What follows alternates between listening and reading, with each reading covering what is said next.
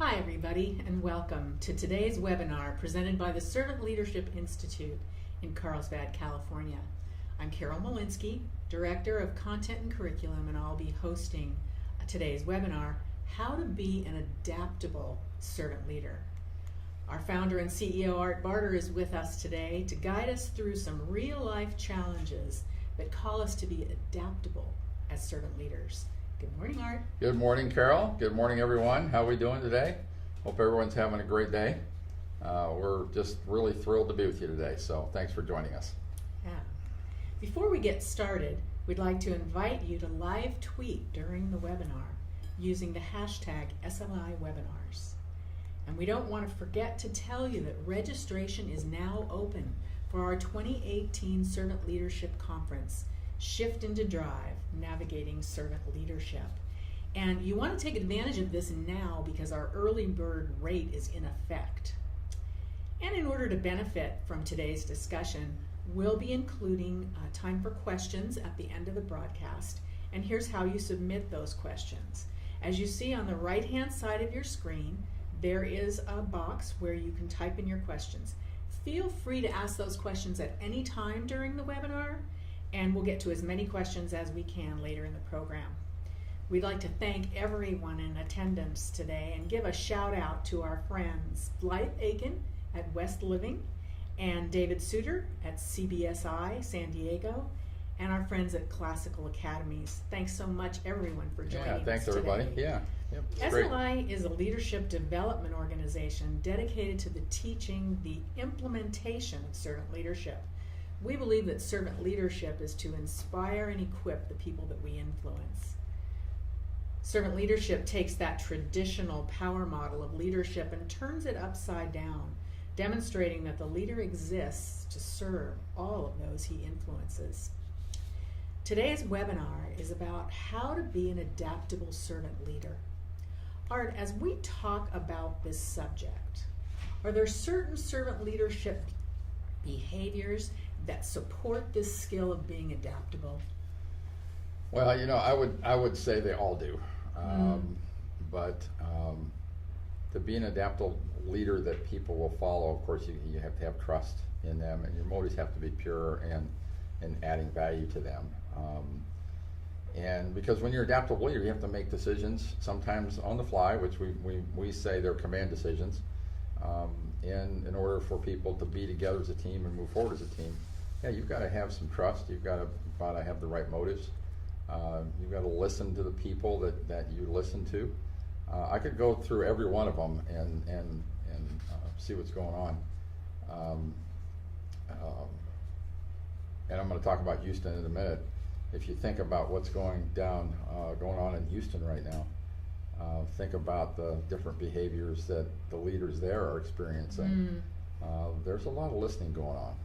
There's a lot of value going into trying to save lives, and this is where you put the behaviors on the line to save people. Yeah. But I'll share my thoughts about Houston here in a minute. Yeah. Did that give you enough, Carol? Yeah. It did, but I've heard you talk about this before, and I think it's worthy of sharing.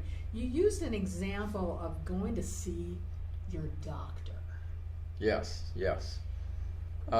We always talked about adaptability, and my favorite story is a doctor. And how many of us have gone to the doctor and had the doctor show up on time, or we get our appointment right on time? I recently was with a doctor a couple weeks ago, and I shared with him I had an afternoon appointment, and I had to leave because I sat around for about an hour and I had to leave. And so we rescheduled and came back, and he was a little concerned about how I felt. I said, listen, I don't have any problem with that because the type of doctor you are. And he says, well, what do you mean? I said, you take all the time that you have to tell people what's going on with their situation, help them understand what the options are, get them to feel good about, hey, these are the options and here's how I'm going to help you make the decisions. You're helping people get through that point of life when they need it. Mm-hmm. My time, I don't need it right now, but I want you to be there when I need it. Uh-huh. And so when I saw him, I said, it doesn't bother me that I had to reschedule, because I know you're adding value and giving back to your patients. And my time will come someday when I will need that from him, and he'll give it to me. Right. And so he's adaptable to the point where he's giving back to people.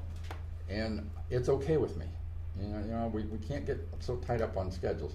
Now, doctors that are late every time, and I have a little different story. Different story, right. The one that I've run into, he just has a wonderful heart to help people. And I've heard him tell people in the hallway, listen, this patient needs to be in surgery this afternoon. We got to make it happen. Doesn't matter what my schedule is. We got to go take care of this person. And so that's what, this little story I love to share. And as I get older, I'm spending more time in the doctor's office. So just like a lot of people. So, we have a little bit more time to see how that sorts. But that's one of my favorite stories to tell. Yeah. Because the doctor has the right motive. Yeah. And if we have the right motive, we'll be accepted as an adaptable leader with the right motives. Right. And in that particular case, Art, I mean, it's a situation of the doctor being adaptable and you being adaptable at the same time. At the same time, right. Right. So you have to kind of dig in sometimes to that inner strength to be able to do that. Yeah.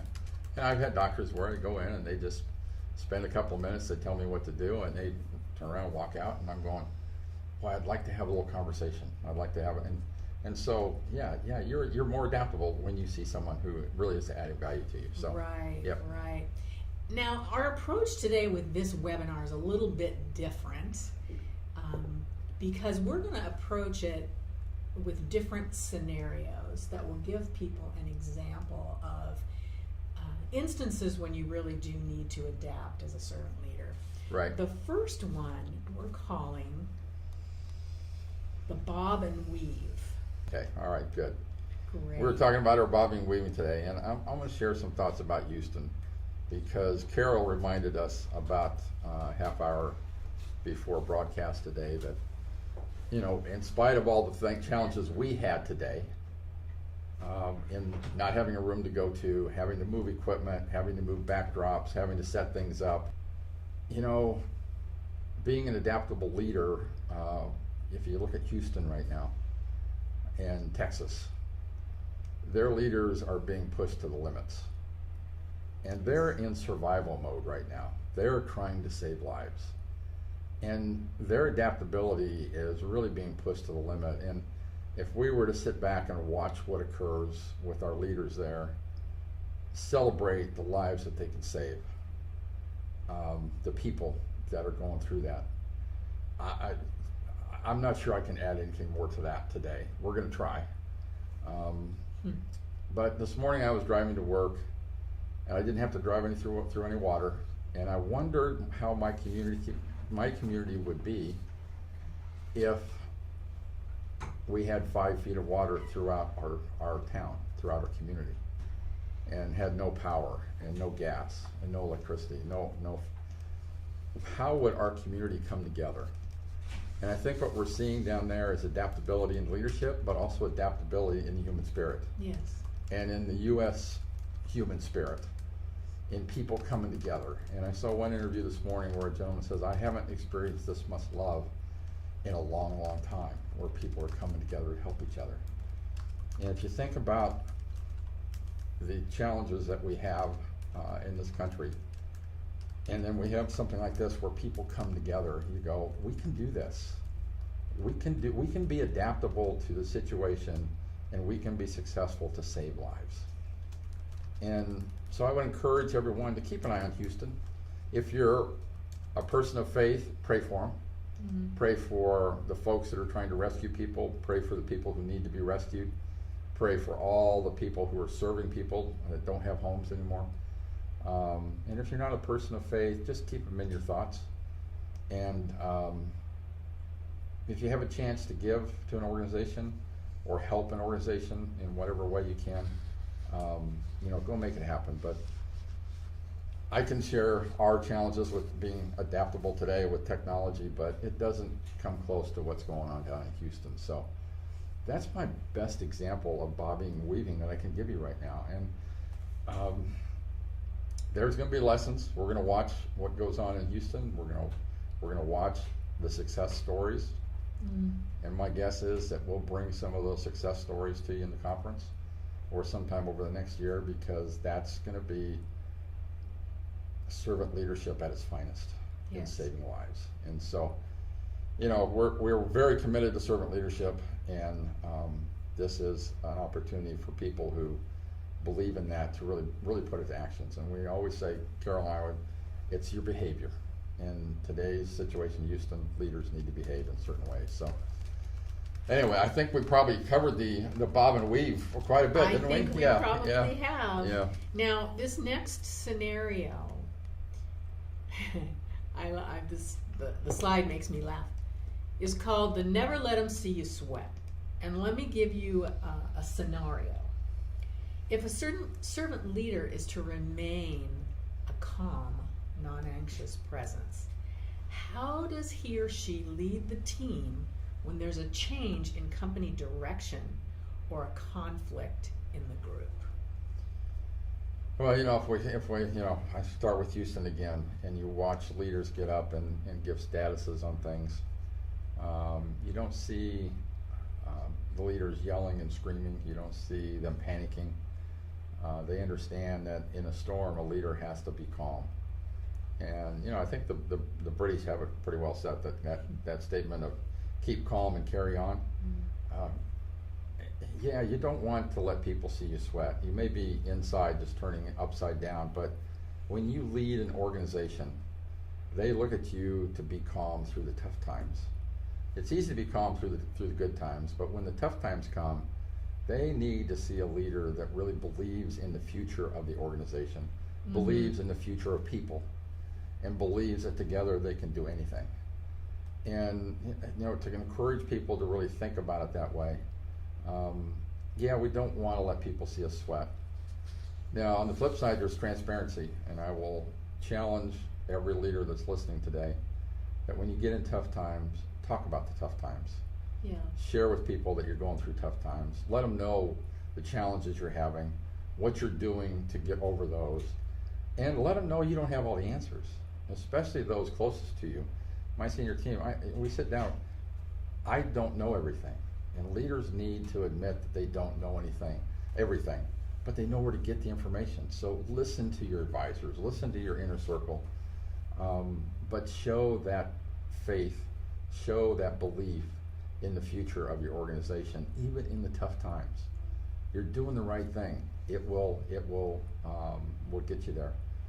2014 for Datron World Communications, our radio company that we own, that's a partner company, that's Servant Leadership Institute, had its worst year ever. And there was a time when we weren't sure that organization would make it. But we had people who believed in the future, including myself. We had people who believed that we were on the right track of serving people and helping people be better. We didn't let our servant leadership beliefs go by the wayside because times were tough. We stuck with them. But if we sit back and go look at it, we had leaders who were calm through that, and we didn't panic because we still believed in the future of the company. So that's what we're trying to get across here. You can sweat a little bit, you can be transparent with people, tell them what's going on, but they need to see that you still believe in the culture, in the company, and in the people of going forward and how you can be successful. And once they see that, they'll join you. They'll be right by your side and help you through the tough times. Yeah. I've always been amazed at people who have come to me as a leader at Datron during the tough times and said, "Art, are you okay? What can we do to help you? How are you feeling right now?" And when you give back to people to that level and they come back and ask you how you're doing, that's when you really got a really close leadership team that believes in serving each other, including me, the CEO, when I'm going through tough times. So yeah, don't let them see you sweat, believe in the future, and share with what's going on, share your challenges, and you'll get through them, and you'll come out the other end a better company, a better person. Yeah. I think you really hit the nail on the head there, Art.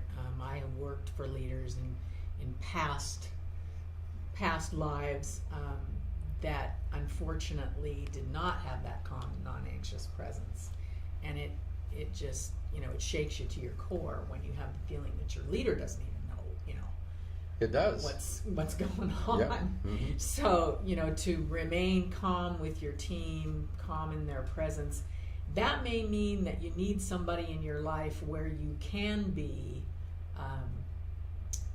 not calm, So whether that's a significant other, a close friend, someone that you can confide in, how you're really feeling. You can let your I think emotions is out really and let key. people with the right person, Yeah. in the right environment. You can't do it in an all hands meeting. Right. You Right. just can't do it. So. Doesn't quite work that way. Yeah. Mm-hmm. Yeah. So this next one is particularly relevant if you're a mid-level leader, and I know you really like this particular image that I'm showing of the snake. I do. And this one's called the squeeze play. This is when, as an example, you have a department that's marching along in a certain direction when you get an abrupt change from your leader. And you sympathize with your team, but your boss is adamant about changing to some new process, some new direction. How do you represent the company as well as serving your team? Mm-hmm. Yeah. Yeah, I love the image. I will encourage everyone, please do not put a name to the snake. All right. I think you may all have, like to do that. But anyway, the snake. We all feel squeezed sometimes, and priorities change. Our goals change. We can't really predict them. If we were to sit down the night before and plan out our day, the next day, or even the morning, plan out our day. When was the last time our day went along exactly how we planned as a leader? I don't have very many of them. Now, maybe I'm a lousy planner. Maybe I can't, maybe I need improvement there. But, things change, and there's going to be times where customers are going to need you to deliver whatever service or product you provide. And there's some times where you're going to sit down and say, you know what, I need to get it all done. I may need to get it all done. What's important for leaders is to realize that there will be things that will slip through the cracks. And I will encourage people who are put in this position by their leaders is to make sure they understand that there will be goals that they already have on their plate that are going to slip. And negotiate a new due date on those, or just say, hey, I'm going to put this on the back burner for now because you're putting this in front of me. Don't be afraid to have that conversation. He may come back and say, I need it all done anyway. Do your best. Yeah. Do your best to get it done, and do it in accordance with your values. And when you can look yourself in the mirror and say, I did the best I can, that's great. If you didn't do the best you can, then you need to improve and start with yourself. But people are going to feel like they've been squeezed, especially when priorities change and things jump in front of each other. Communicate. If you talk to people, help them explain what's going on. Ask them to ask me questions. Ask me questions why this has changed, or why I need to do this. Why do I need to put another customer in front of one that we've been working on for a while? Answer all those questions and spend the time communicating, and you'll have a team that's going to pull together to go make that happen. And hopefully you'll look at the squeeze play times of how the team can learn together and learn to get better on how to deal with those. But I don't know of too many companies who don't go through this at times when it gets squeezed. A lot of people I talk to, a lot of my peers here in San Diego, when the banking system really got tight, they were just facing challenges with their banks left and right. And we felt like we were getting squeezed, and we still feel like we're getting squeezed because banking today is not what it used to be. That's one real life example that we're all facing right now. And so how do you grow your business when you don't have a bank that will help you fund the working capital that you need? So that's an example for me. I know times that my team feels squeezed when a customer wants radios in 90 days and we have a 120 or 150 day lead time. And Annalise, if you're listening today, I'm talking to you. Annalise is our planner. She always tells me when parts we can't meet the 90-day lead time, but there's going to be times where you just can't get it done. Do your best and know that you've done your best. But don't forget to communicate with those who are trying to squeeze you. And if you have just someone that's unreasonable, then if it happens over and over and over again, and it's a weakness in the company, a weakness in person, you may have to make a decision. But anyway, we all feel squeezed, and the adaptable side goes both ways for leaders and those they lead. Yeah, I think if I can just add a little bit to that, Art, I think one of the things that's really important in that kind of a situation where the company direction is one way you're telling your team, whoop, stop what you're doing, we're going in another direction. You may not really believe it's the right thing, Mm-hmm. but if you're part of that management team, you have a responsibility to get on board with it. You do. And I think it's really important to, as you're communicating that change, is to really listen to your folks. Let them express their frustrations. Right. Maybe it's, I know one leader that says, okay, you have 5 minutes to complain, Mm-hmm. and then we're done and we're going to go forward. Move forward, yeah. People really need to be able to know that you're hearing them. Yeah, exactly. And when you make that command decision, you leaders have to make a decision, and we're going to move forward. Explain why you made the decision. Explain what's behind that. And if people understand why you made that decision, it's easier for them to get on board. But you have a great point, because, Carol, as leaders, we have to ask our question, what's best for the organization today? And we have to make sure we focus on what's best for the organization. And sometimes we're going to squeeze different departments because we need to go get this done for the organization. Mm-hmm. And that happens all the time in business. Yeah. Okay, well, our next scenario is called the good, the bad, and the ugly. And the question is, how does the quality of adaptability apply when you're led by a poor leader? What servant leadership behaviors can you use to help yourself and others through that situation? Yeah, and this gets down to motive. I love the images here. We kind of thought a little bit about the images. We got an angel, we got something in the middle there, and we got, we all have different types of people in our organization, and you have to deal with them in different ways. We encourage people to meet people where they are, and like you said, listen to understand. But leaders are responsible for everyone in their organization, and our job is to how do we get these folks together to work together. And the best way I've found is try and find a common purpose between everyone, try and find what's going to benefit them, meet some of their requirements as individuals, and see how you can help them be successful and help them get over that. Sometimes you're going to deal with files that people have from their past experiences. We've talked about this before, where leaders, you need to understand that close to 90% of the reaction you'll get from your employees on things that you may say or do may not be because of what you just said and done. It really comes from their past experiences. So understand that. It's not a personal thing. When we get down to looking at these three images, how do we turn the behaviors of each one of these to go after what's best for the organization, right? And so that's really the mindset we have to get in people. How do we change their mindset to look at themselves as someone of value, that they can help the organization? How do we get them to look at their behaviors and help them understand that certain behaviors aren't acceptable in our culture? All right, very important. Very important. Very important. And how do you set the example for those behaviors? Because if you're one of the three and you're a leader in the organization, you're gonna get exactly what you're doing. So your behaviors have to reflect your culture and what you believe in.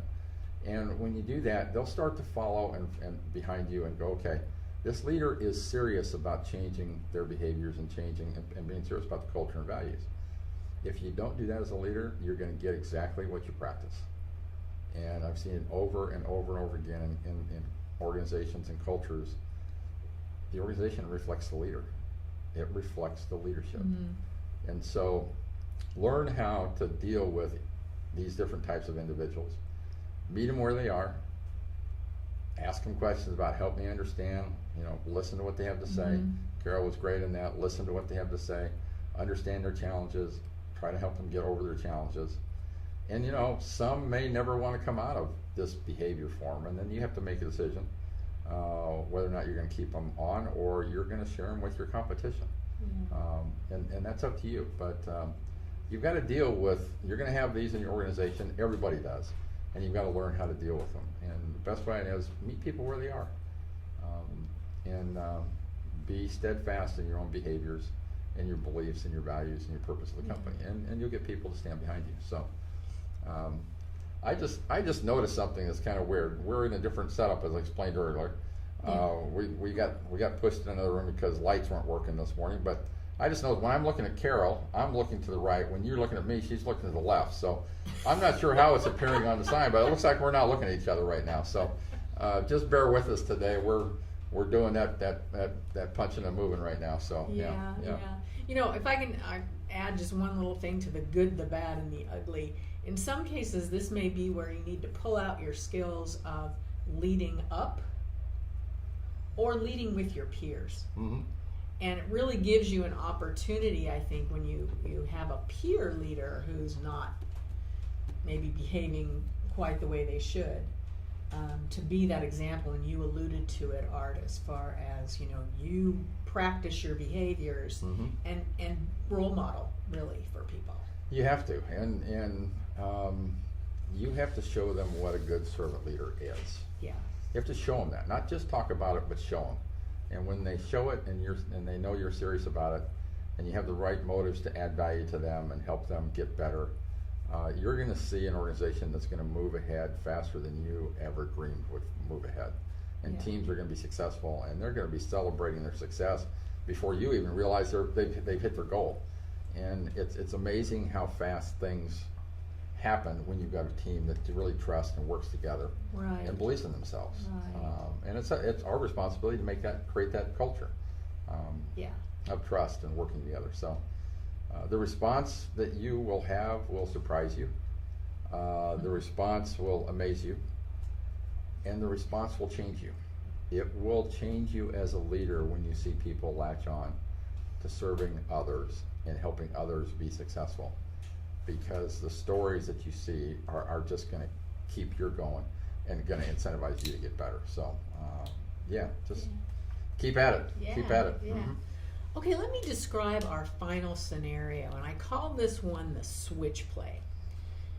And I'm going to give you a little setup for this, Art. Your boss has such faith in you and your abilities that he just asked you to step in and lead a very tough department.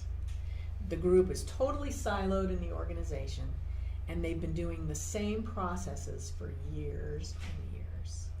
How can you adapt to this new group and show them servant leadership in action? As a leader, you have to be able to talk about trust, and you have to help them understand that they need to get better to help the organization. And what you can do is help them have little successes.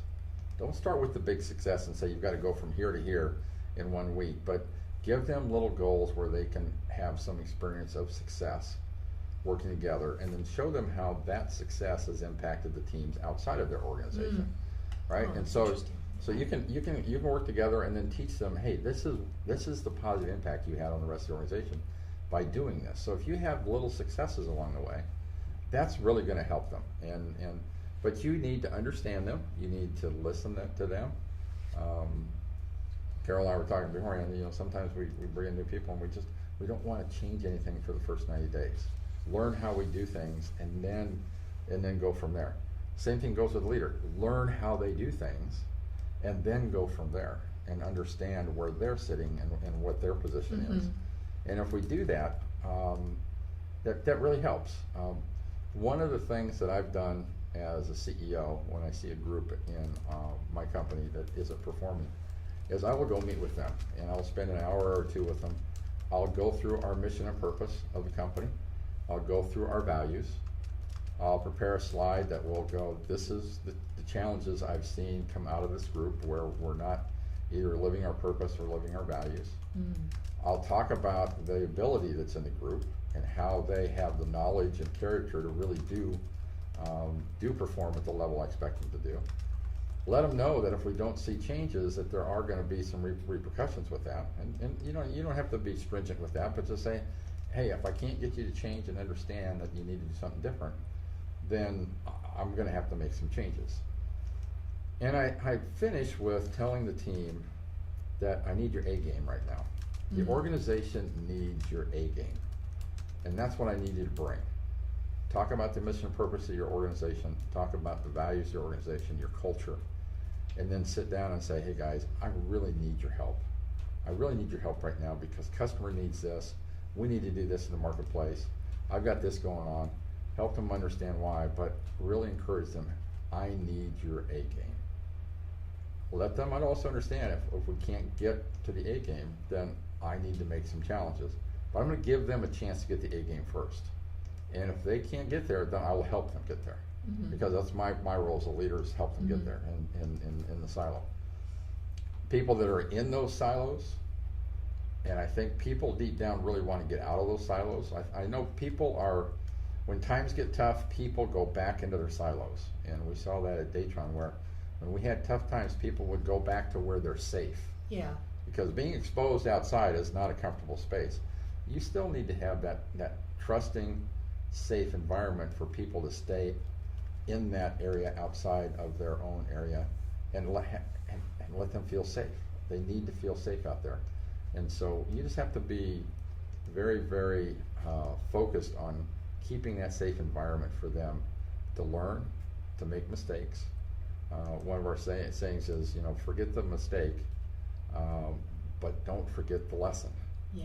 All right, don't forget what you've learned so you don't have to go through it again. But I always sit down, share the mission, purpose, the values, talk about the game that we need you to bring, the A game, give them examples of where I haven't seen them work Mm-hmm. and perform, and then talk from there and listen to what they have to say. And that has always worked with me after I spent an hour or two with the group, and I've always seen improvement. I've always seen improvement. At different levels, but I've always seen Yeah. improvement. Yeah. So. Well, it's amazing what happens when you actually sit down and talk heart to heart with people. Yes. Especially when you're at the CEO level and you're talking to an individual contributor. In a lot of companies that would never happen. The only time they would see the CEO is in a very formal setting, Mm-hmm. with the CEO talking the numbers or whatever. Right. Yeah. Yeah. Not somebody who's willing to take that personal time with you. So I think that's a huge difference. You have to show people that you're going to invest in them. Yeah. And if you're too busy to invest in your people and help them get better and help you get better, I don't know what better investment you can make than to invest in the people that you're responsible for. I really don't. So, yeah, invest in your people. Take the time. And if you're too busy, I would challenge you to sit back and start crossing off the things that you think you're too busy with, because my guess is you're going to find some things that you really don't need to do, Yeah. that you really like to do. And I fall in that category too. I come in, I really don't want to sit down and prepare a written lesson for Carol or review or write an article. I'd rather go figure out what's going on the manufacturing floor, or go watch people pack product and get excited about shipping things to customers. But you know what? It is more important for me to take care of what I need to take care of that day than for me to go spend time where I want to spend time. And that's the balance leaders have. Yeah. Well, once again, it's time for us to take questions from our listeners. And so we have a new question giver. Yes. Today. I'm the with our switching rooms and equipment. I'm gonna look at the first question. It's a great question, but it says, I am so busy right now, I don't feel like I'm really hearing my people, even when it looks like I'm listening. What are 3 things I can do to be a better listener? First thing I would do is create an environment for you and your employee to meet, to sit down and talk. That means it's not at your desk. You don't have your computer on. You don't have your cell phone on. You don't have it in front of you. Set the cell phone aside. Turn off all the electronic devices. Make sure people understand I'm going to dedicate the next 10 minutes to this person, and I'm going to listen to what they have to say. Listen to what they have to say. Don't interject. We like to respond and we like to solve the problems right away. Don't interject. When the person is done, I would encourage you, don't solve the problem right away if that's a problem. Just say, I'd like to think about what we talked about, and then let's get together again for another 5 or 10 minutes. And then take 5 minutes and write down what you heard, and go think about it. And put yourself in that person's chair and go, if I was in that chair, what would I want out of my leader? So get rid of distractions. Forget about looking at your computer, looking at your iPhone, whatever you carry. Get rid of the electronic devices and pay attention to people. Remember this, and I had to learn this through surveys that we took about, people told me I wasn't a great listener. Listening is a form of love. If you're going to care about your employees, the best thing you can do is to listen to them. The best thing you can do is listen. And the best way for you to hear what they're saying is get rid of all the distractions around you. Meet in your lunchroom, meet in the patio outside, meet in the collaborative areas if you have collaborative areas. Go sit down and talk to people.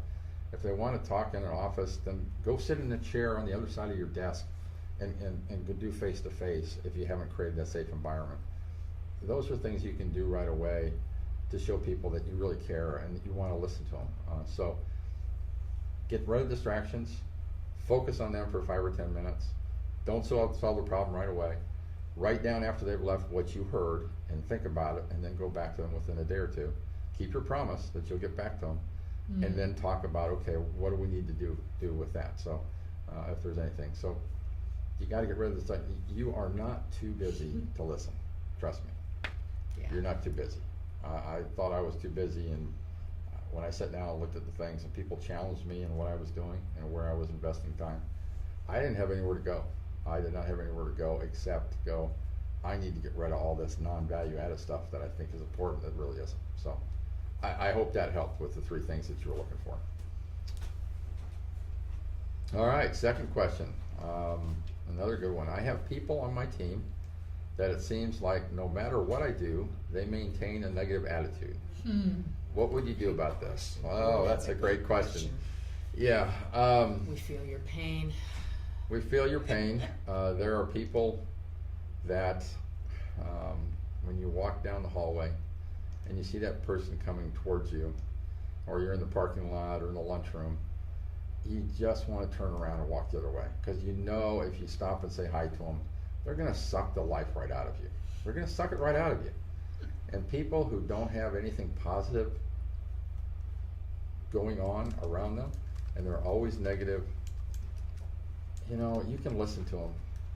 You can help them try and turn their attitude around with some small wins, maybe some small successes for the individual. But you've got to start with the individual. And they're gonna pull down your team. They will pull down your team. And the longer you let them stay in your team, the longer you're gonna have challenges with the team. So make sure that you deal with that person right away. You be fair. You have the right motive. It isn't about revenge or anything. It's how can I help you change how you feel about things? How can I help you change that attitude? There are people that we know in this world, they're going to be negative no matter what. No matter what. And then you're going to have to make a decision. Do you want them part of your team? And if the answer is no, then treat them with dignity and respect and help them find an organization that will accept them the way they are. And if they're that negative, share them with your competition. Let them go to work for the competition. So you have an opportunity to change a life. Don't look at that lightly. You can change this life and help them get a little bit better. But if you're not going to be successful, don't think that you can be successful. You need to make a change. So I hope that helped. Invest some time with the right motives. Listen. Help them get better if they want to get better. Set some goals. But in the end, if it's going to stay negative, it's going to drag your team down. You need to make a decision what's best for the organization and the team. Yeah. Can I add a little bit to that part? Sure. Yeah. That particular situation really applies in our teaching on thinking about your thinking. And in your one-on-ones, if you can talk to these people on an individual basis and start asking them some questions about, is that a useful thought? Yes. Are the thoughts you're having useful to you? And if they can come to understand that all that negativity isn't getting them anywhere, That's right. they may decide to look at things a little differently. And that's a great comment, because that's what we try and help people think about their thing. Is that a useful thought? How's that going to help you get your goals done? How's it going to help the team? Right. How's it going to help the organization? And if you get them to think about their own thoughts and go, yeah, you're right. I need to change how I'm thinking. But that's a great question. Yeah, and I'd forgotten we asked people that. Yeah. Is this really useful for you today? Yeah. Useful for the organization, useful for the team. And you're going to have some that will be negative, as you said, Art, forever. Yeah, they may answer that question. Is it useful to you? They may say yes. I don't know. Okay, well, that's a different challenge. So, but hopefully, you'll have people that will come to that realization that it isn't getting them anywhere. Yes. To think that way. Yes. And if they're working sort of as 2 or 3 buddies together in negativity, it's going to make it that much tougher for you. But I do think you can try that approach. Yeah. All right, so we have another question here. Great. Thank you, Carol, for jumping in there and making comments. I love it. Next question is, I love your bob and weave description. What has been your best example of doing the bob and weave as a CEO? Well, you kind of bob and weave every day. For us, in the radio business, we serve government entities, and so we deal a lot with the U.S. government, and you can imagine how frustrating that can be. Sometimes we think an order is coming in and it doesn't come in. Sometimes we think the order is not going to come around for another 60 days and it comes in tomorrow with a rush. And my favorite is when the government comes to you and says, I got to have this product in 60 days because it took us so long to get the order to you. I want to say, that's not my problem. All right? That's your problem. If you can get it to me, but I know the product we provide goes into situations that save lives. And so I have to think about that rather than the bob and weave that's going on right now with the customer or an entity that's keeping us from being able to serve the customer.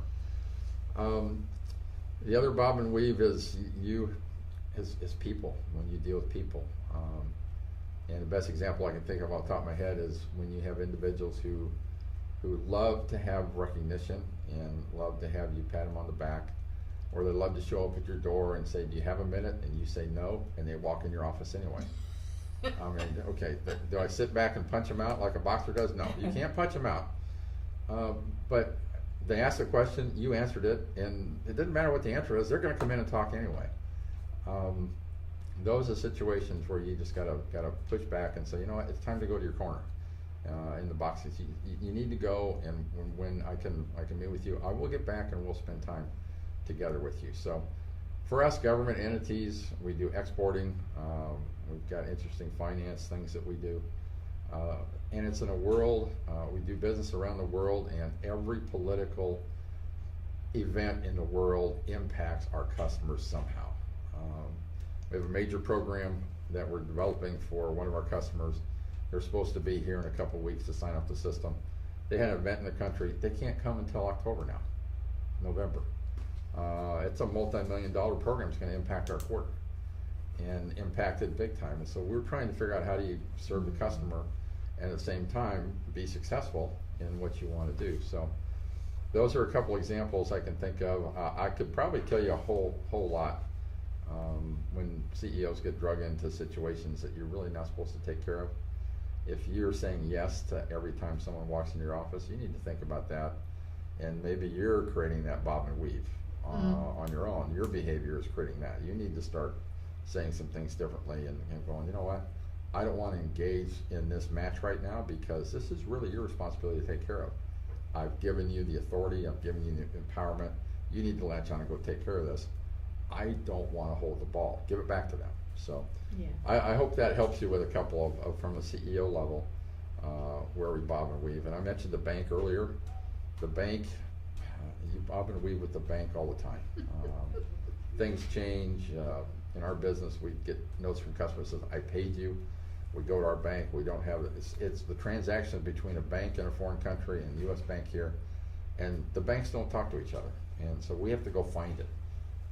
So we bob and weave to get our payments, and so those are kind of some examples. And I could talk about people a little bit more, but that's probably where you spend most of your time bobbing and weaving is managing people. Yeah. Well, that was our final question. Great questions. And yeah, there were great questions today. Let me just remind you that Art is an active speaker and he would love to come and talk to your organization about servant leadership. You can find out more about that by visiting our website at www.servantleadershipinstitute.com.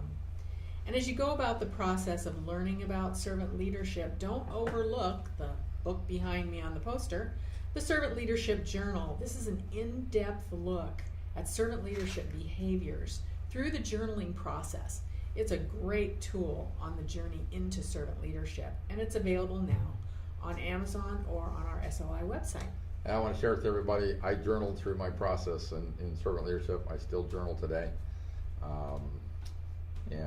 It's been a great help for me to help my transformation from the power leader that I was into a servant leader. So it's something that I did myself in the transformation. So yeah, and I know a lot of people who do. Mm-hmm. Yep. Mm-hmm. And as I mentioned earlier, registration is underway for our 2018 Servant Leadership Conference. So register today. The dates are February 19th and 20th for our premier event of the year, and we'll have our usual networking reception on February 18th. We look forward to meeting you all there. And here's some ways that you can get involved with SLI. We'll continue our webinar series, of course, and we have podcasts that you can find on iTunes. Just search for the Servant Leadership Institute podcast. And we'd love for you to get involved with us through social media. And lastly, and definitely not least, don't forget to sign up for our weekly tips simply by going to our website.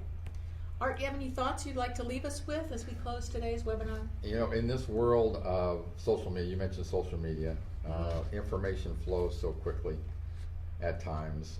Emails fly back and forth. Challenges come at us every day. Some real, some not real. You have to be adaptable as a leader. You have to meet people where they are. Keep asking yourself, what's the best thing I can do today for my organization, for my people? Help them get ahead, help them be successful, and your organization will follow in an amazing way. And you know, keep the folks down in Houston and all throughout Texas in your thoughts, your prayers, and if you have a chance to help out, they need hands and they need people. They're telling folks that the community is coming together and they need to come together, and so just keep them in your prayers, thoughts, whatever you do, because they need that right now. And so an unbelievable lesson in being adaptable as a leader is going on right in front of us in current day events. So thank you for joining us today, Carol. We had a good time, even though we got a new room and things kind of we got together. We got the sound back. So for everybody that joined us, thank you so much. We appreciate you hanging with us today, and our hope is that we added some value to you today, and really poured into your life and helped you get better. So until we talk again, we'll see you next time. Thanks, everybody. Thanks, everyone.